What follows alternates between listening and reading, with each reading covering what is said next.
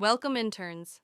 In today's session, we're going to learn about inline API writing in ASP.NET using real-life examples. Learn inline API writing, real project example. What is inline API writing? Inline API writing means directly writing your SQL queries inside C# code instead of using stored procedures. SQL query on one side, C# method with inline query on the other. Purpose: makes the code easier to understand. Helps developers quickly read and follow the logic, useful for learning and team collaboration. SQL query. Example.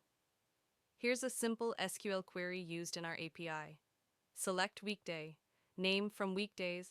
Master. Where academic year, ID equals 55, and school, ID equals 18. Here's the input of inline SQL query. Plus inline SQL query output in screenshot image. DL file. This SQL is written inside our DL file as shown.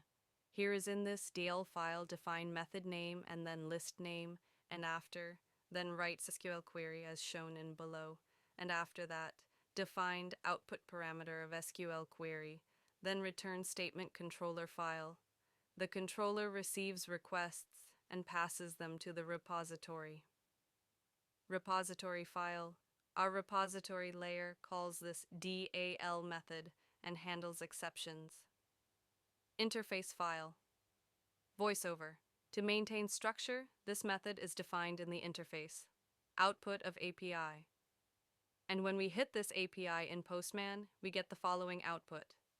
See screenshot with weekdays, Monday to Friday, returned as result. So here's the flow again. Controller, repository, DAL, SQL query, database, result. Use inline APIs for simple queries, good for debugging, readable for beginners, avoid for large-scale production code. Thanks for watching. Practice this example and get hands-on with your first inline API.